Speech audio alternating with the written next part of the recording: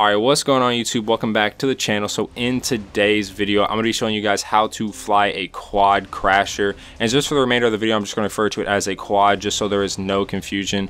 I believe this is one of the skills that not many people that actually play Fortnite have. I would say 1 in about every 10 people know how to actually successfully fly a quad crasher.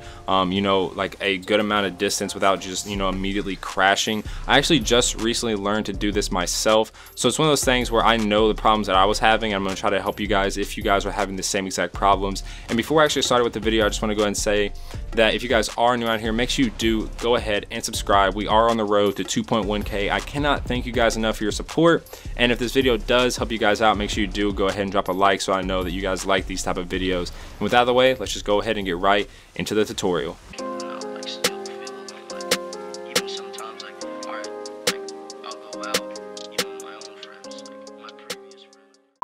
Okay, so now that you're actually in game, what you're gonna want to do is that, of course, you know, you're gonna want to go into playground and you're gonna go straight to Salty. Now you can kind of practice this wherever there are quads at, but I would say Salty is your best bet, as Salty has, I believe, the most quads in one area. So if one breaks, you can actually just keep practicing. It's no big deal. So we're just gonna come down here, and whenever I first started trying to do this, I thought that these trees were getting in my way, but in reality you actually kind of want these trees, as like it kind of gives you a place so you know like when to actually pull up. So once you get down here, you'll see that there should be 4 quads. Now that should be all we need to actually show this. I actually don't plan on going too far, just for the purpose of this video. One thing I do want to go ahead and discuss right now, so this right here is like kind of like step number 1.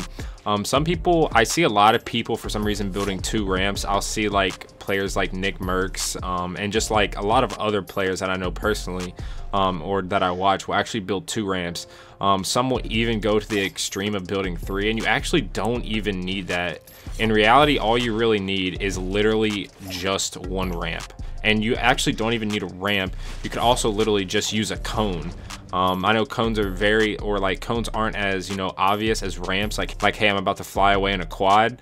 But for the purpose of this, I'm going to be using a ramp, as I believe it is the easiest way to do it. Pretty much what we're going to try to do is just get our quad completely off the ground. If the quad is completely off the ground and it has enough height to where it can fall for just a second, and for you to be able to turn it back and like point it up, then you can fly. So I'm going to go ahead and demonstrate that now. So once you're actually on the quad, you actually don't really need any speed, as long as that thing is charged. Now, one thing I'm going to go ahead and say right here, because this is something that I didn't know, and this was what was causing me my most issue, was that a lot of people, whenever they hop on and they go to fly, they're going to hold down their boost button. So the instant that they take off, they're going to hold down their boost button. And that's actually not what you're supposed to do. So if you guys didn't know, so this is like step number 2, you're just going to want to press the boost button. Pressing it won't use the entire meter, it'll just use half the meter. And what that'll do is that'll give you the ability to boost sooner. So you hop on and you wait for that to charge, and then once you're fully charged, you're going to hop, and then you're going to pull back and then just go flying up. As you see, there's trees right here, so I'm not actually going to try and fly. But so that was the problem that I was actually having the most difficulties on, was actually the timing of me tilting up. So like what I was doing is that whenever I would go off, like right there, I'd start boosting, and then I would try to pull up.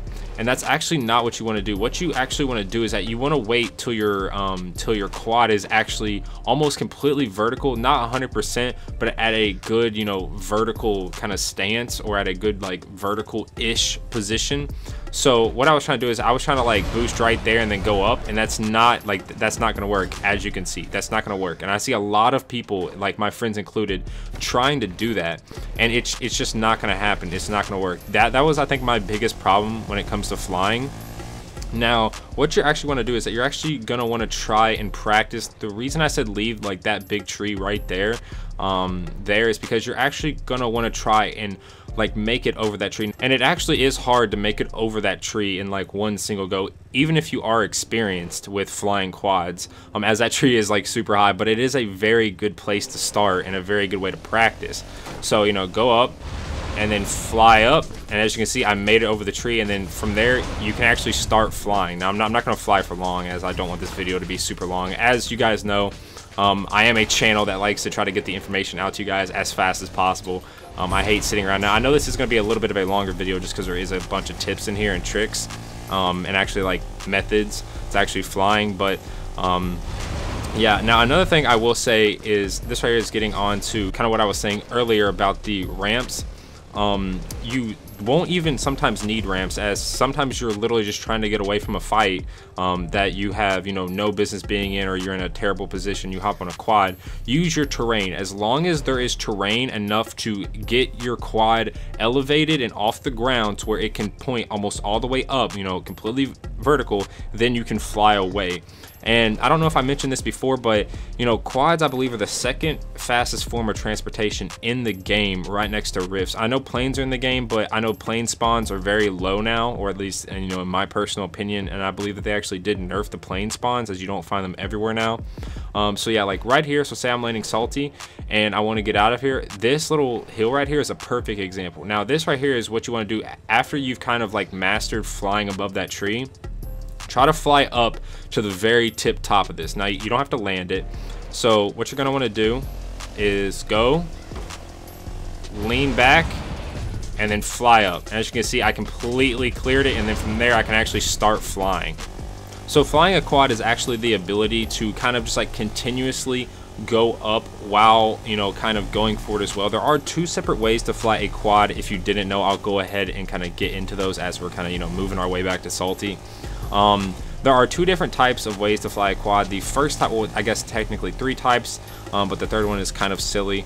So the first type is to actually like the vertical takeoff, as like you're just strictly getting a bunch of height, you're not really going anywhere, or a bunch of, I guess, altitude, and you're actually not going anywhere.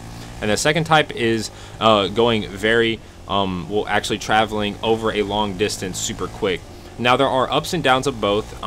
With the one that causes you to go, you know, very high up, a lot of altitude, you're actually able to turn the quad and kind of slowly inch, you know, around the map on it. And I believe that is the best way, and I believe that is the way that everyone should try, as the second way is not very beneficial unless you're just trying to get out of a fight as quick as possible. And even then still, you're going to end up crashing about 2 or 3 seconds actually into the fight. And speaking of elevation, I want to go ahead and move on to, I guess, kind of the next step. I know these steps are kind of, you know, mixed up, but you know, I will always say when the next step kind of is. And so your first few boosts, I would say your first boost is your biggest boost, like the one you should focus on the most. Like I said, whenever you go forward, try to lean back and then get elevation, and then you're going to kind of go forward and then continue to do that. Now as you can see right there, I kind of leaned too far forward, and what happened was that I actually ended up getting too much momentum going forward. You really want to focus on that, you know, first boost getting high, and the second boost also getting high, and the third boost you can keep going up, as I do recommend it like the most. But I would say the third boost is probably one of the hardest to actually get. Once you get it and you're at a really solid altitude, it's really easy to keep going and maintain. It's actually not too hard once you get it down, but like I said, you will have to spend a good amount of time inside of playgrounds. And like I said, salty is your best place to go. As you can see, my quad is already like at half health, but I am still on my first quad. Now the thing about the elevation one is that, and the reason I recommend it the most, and I am going to be referring to it as the elevation method instead of, like, you know, like the further method. I really don't know what I could call the second one. The second one is pretty much where you're not as high, but you're moving faster over a long distance. But that one I really don't ever recommend, like, ever, because you're going to end up crashing and wiping out. Plus, if you want to turn in the air, then you're not going to be able to. And another thing I want to get onto is turning in the air. So turning in the air is actually one of the more difficult things, and sometimes it's actually not really needed. I know a lot of like pros will use it. I never personally ever use it, as if I'm on a quad, I know where I'm going, or else I'm just trying to escape the storm. So alright, so now you're gonna go ahead and go for the elevation type of boosting. So go ahead and just try to get tons of elevation if we don't hit this mountain right here. Alright, so we're good.